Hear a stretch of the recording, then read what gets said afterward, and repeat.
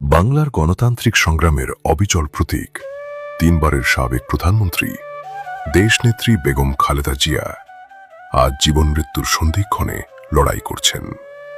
পুরো জাতি গভীর উদ্বেগ ও মমতায় তার খোঁজ রাখছে।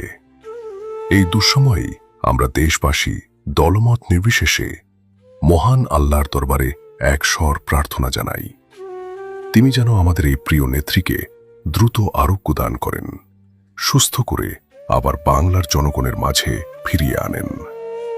হে আল্লাহ, আপনি তার রোগ মুক্তি সহজ করুন, কষ্ট লাঘব করুন এবং গণতন্ত্র ও ন্যায় বিচারের পক্ষে তার দীর্ঘ সংগ্রামকে কবুল করুন।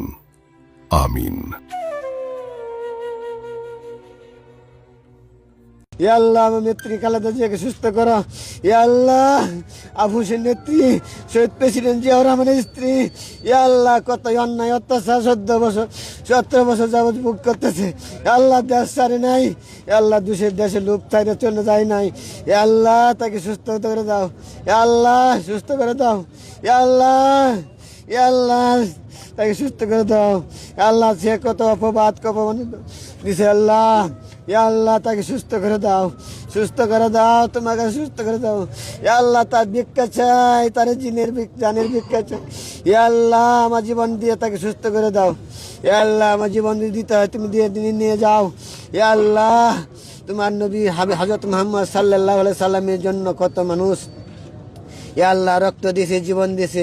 আমি আমাদের নেত্রীর জন্য জীবন দিতে চাই। ইয়া আল্লাহ, তুমি আমার জীবন দান করে দাও, তার উপরে বকশিশ করে দাও। ইয়া আল্লাহ, তাকে হেদায়েত দান, তার সুস্থতা দান করে দাও। আল্লাহ, তাদের হায়াতে নসিব দান করে দাও। আল্লাহ, তাকে নেক হায়াত দান করে দাও।